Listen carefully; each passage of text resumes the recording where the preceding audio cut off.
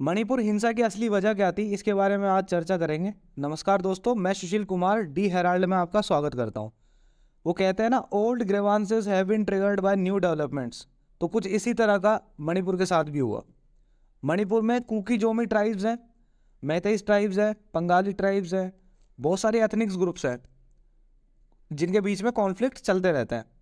1993 में भी ऐसा कुछ मैसेकर्ड हुआ था जिसमें hundreds of cookies was massacred in single day. Manipur की ज्योग्राफी के बारे में थोड़ा समझ लेते हैं पहले। मणिपुर में 16 डिस्ट्रिक्ट है और वो वैली यानी घाटी और हिल यानी पहाड़ी क्षेत्रों में बटी हुई है। वैली में एक डायनेस्टी थी, निंग तोजा डायनेस्टी, उस वो एक किंगडम का पार्ट थी, कोंगलाई पैक्ट किंगडम। तो जो हिल वाली नागा ट्राइब्स थी वो रेगुलरली रेड करती थी डायनेस्टी पे। उससे बचने के लिए 1950 से पहले ब्रिटिश सरकार ने एक बफर बनाया जिसमें वो कुकी और जोमी जो ट्राइब्स थी जो बर्मा हिल पे रहती थी उनको लेके वहाँ पे सेटल किया। महाराजा ने उन्हें ज़मीनें दी, उनको रहने की व्यवस्था की। तो वो एक तरह का शील्ड का काम करे दोनों के बीच में, मेतेईस और नागाज के बीच में आ गए कुकीज जो सेम तरह के वॉरियर थे नागा के जैसे। हम सब जानते हैं कि 1950 में नागा नेशनल मूवमेंट स्टार्ट हो गया था। नागा नेशनल मूवमेंट क्या था? नागा नेशनल मूवमेंट एक कॉल फॉर इंडिपेंडेंट नेशन था। उसमें ग्रेटर नागालैंड की बात करी गई थी। Naga insurgency was confirmed by rise of Meiteis and Kuki Zomis insurgent groups. So 1990s तक इस डिमांड के अगेंस्ट एक कुकी लैंड की डिमांड भी होने लगी। हम जानते हैं कि जो नागालैंड की डिमांड थी, ग्रेटर नागालैंड की जो डिमांड थी वो आउटसाइडर इंडिया थी, लेकिन जो कुकी लैंड की डिमांड है वो विद इन इंडियन स्टेट थी कि वो पर्टिकुलर एक स्टेट चाहते हैं, लेकिन वो पर्टिकुलर एक कंट्री चाहते थे। इंडिया ने इसको काउंटर भी किया, ग्रेटर नागालैंड को, और बहुत अच्छे तरह से काउंटर किया। 1990s में कुकी लैंड की जब डिमांड हुई उसके बाद फ्रिक्शन जो थे कम्युनिटीज़ के बीच में वो और गहरे होते गए।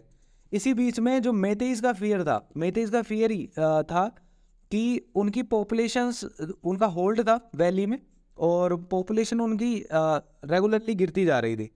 जो अपन अगर ये डेटा देखें तो कुकीज़ की जो पॉपुलेशन ग्रोथ है वो लगभग 35 से 37% की ग्रो कर रही है।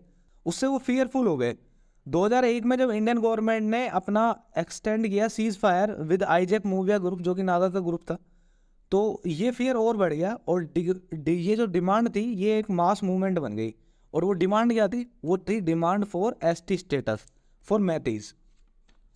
2006 से 12 तक क्या हुआ? डिमांड फॉर आईएलपी भी उठने लगी। आईएलपी होता है इनर लाइन परमिट, यानी कि अगर आप बाहर से उस क्षेत्र में जा रहे हैं तो आपको एक परमिशन लेनी पड़ेगी और आप एक आउटसाइडर की तरह देखे जाओगे।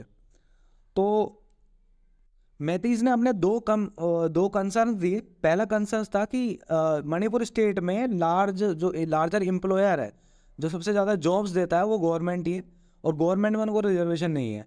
दूसरा, वो हिल्स में अपने ज़मीनें नहीं खरीद सकते, लेकिन हिल्स के लोग वैली में आके ज़मीनें खरीद सकते हैं। तो ये सारा मैटर था। अब हम चूरा चंद्रपुर की बात कर लेते हैं। चूरा चंद्रपुर कहाँ पे? चूरा चंद्रपुर मणिपुर के साउथ वेस्टर्न कॉर्नर में है और एरिया 4750 स्क्वायर किलोमीटर का प्लेन हिल एरिया है। पॉपुलेशन लगभग 3 लाख है, मेजोरिटी क्रिश्चियंस है। और पंचायती राज मिनिस्ट्री ने एक टाइम पे उसको पुअरेस्ट डिस्ट्रिक्ट ऑफ इंडिया घोषित किया था।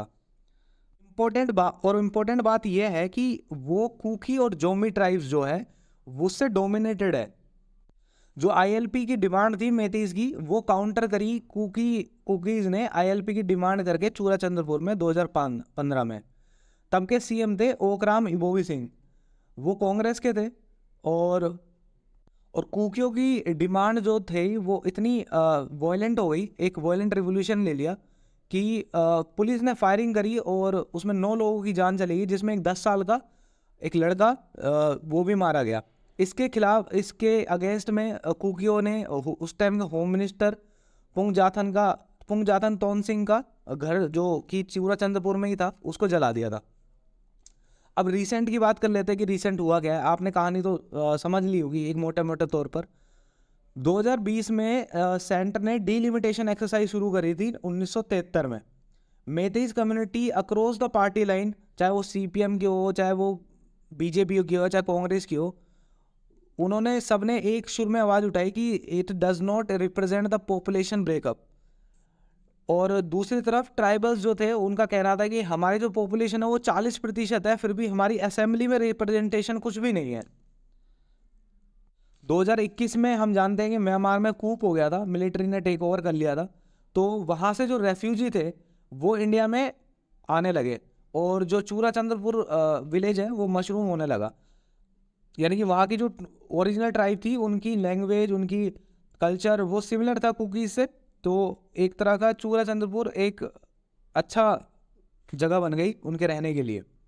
अभी करंट गवर्नमेंट कौन है? एन बारन सिंह मुख्यमंत्री है और वो मैतेईस कम्युनिटी से है। वो हमेशा चूरा चंद्रपुर पर एक आरोप लगाते आए हैं कि यहाँ पे पॉपी कल्टीवेशन होता है, पॉपी अफीम होता है, और उन पे जो कुकियों का टैक्स रहता है वो रहता है कि फॉरेनर और आउटसाइडर।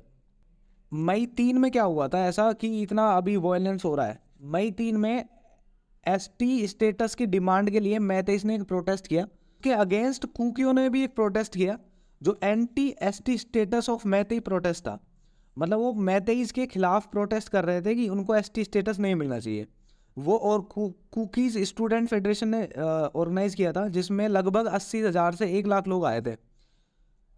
इसके अगेंस्ट मैतेईस ने क्या किया, उनके जो वॉर मेमोरियल था उसको जला दिया और दोनों के बीच में क्लैश हो गया। मई 6 में फ्लैग मार्च निकाला आर्मी में, असम राइफल्स और इंडियन आर्मी ने।